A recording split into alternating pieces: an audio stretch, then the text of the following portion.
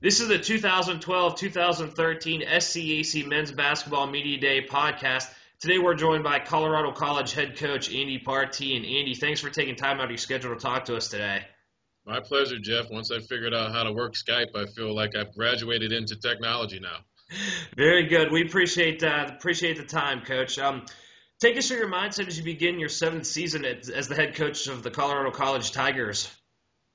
Well, our mindset is obviously to take the next step. A few years ago, the goal was to be a part of the conference tournament, and obviously things have changed quite a bit with the landscape of the SCAC. But with everyone going to the conference tournament this year, our mindset is to go beyond the first round of games and compete for a championship. Coach, you mentioned obviously since you've taken over the program, it's seen some better times, and it's been rough going for a lot of it. But over these last couple of seasons, 2 consecutive appearances in the SCAC championship. Talk a little bit about the rise of the program, even going back as far as 5 years with a winless campaign. Now that you're looking at 10 to 12 to 14 wins over the last couple of seasons, talk about the rise of the program thus far. Well, yeah, we've certainly taken a step in the right direction. When you look at 5 years ago, that winless year, you could certainly say there was no way to go but up. And I think it's good to feel that you've actually moved up a bit, but by no stretch of the imagination are we satisfied with how far we've come. Winning season is important. Winning season that you're actually playing for something is equally important, if not more important. At the end of the year, you still want to be playing your best basketball and playing for that championship and that bid to the NCAA tournament. So it's come a long way. I am pleased with that. But when you get to a point where you now have some expectation based on what you've been able to do, the bar keeps rising. This is the 2012-2013 SCAC Men's Basketball Media Day podcast. Today we're joined by Andy Partee, the head coach at Colorado College.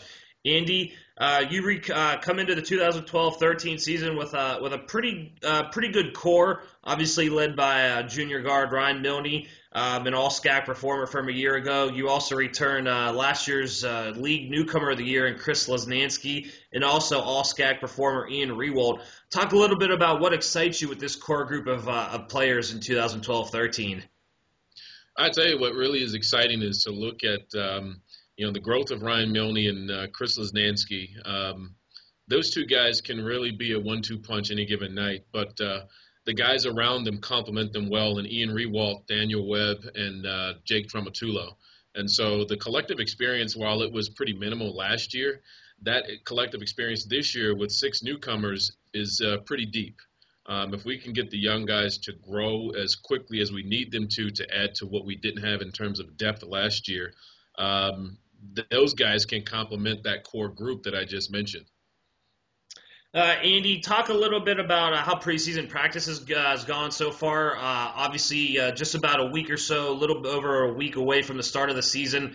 I'm sure at this point of the year, coaches would like to start coaching against another team just as much as the players would like playing against someone else. Yeah, it's pretty important to play against someone other than yourself. That kind of gives you a better measure of what you've done and how much you've grown in those first couple of weeks. We've had a scrimmage recently against Regis Division II up in Denver, and we didn't dress everyone. Milne was banged up with a thigh contusion, so rather than put him out there to bruise it any further, we'd rather rest him so he's prepared for the tip-off next weekend. We had 2 freshmen with mono and flu-like symptoms. So out of 17 on the roster, I never thought I'd say 17 guys, because in my first few years, I didn't break 11 or 12 guys on the roster. So 17 guys now. Some are banged up, some have actually been out of commission with knee injuries. We really only dressed 10 or 11 guys in that scrimmage. So it's been good to see some guys get an opportunity to grow in practice. You always kind of look at how often kids are standing in practice when you have that number and not getting repetition that's needed. The guys who've actually been healthy have been actually not getting much of a rest in practice, and so I get a chance to really focus and spend time with them individually. But I tell you, from what I've seen, it's kind of been a revolving door. But from what I've seen, each guy who's actually been able to complete a practice, when we're healthy, we're going to be pretty dang good. If all guys are addressing and competing daily, the possibilities is what really excites me.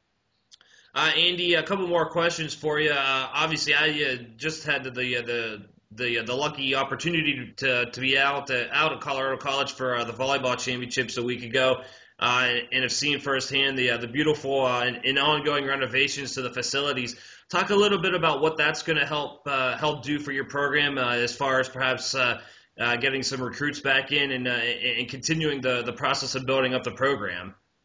Well, I'll tell you, to be able to see it now physically just gives us the opportunity to take the next step with expanding our recruiting across the map. Last year, we used the facility as it was in progress as a tool of excitement to draw some more interest and say, hey, here's what's coming. Now it's just, it's physical. You can actually bring people on campus and say, hey, here's what we were talking about.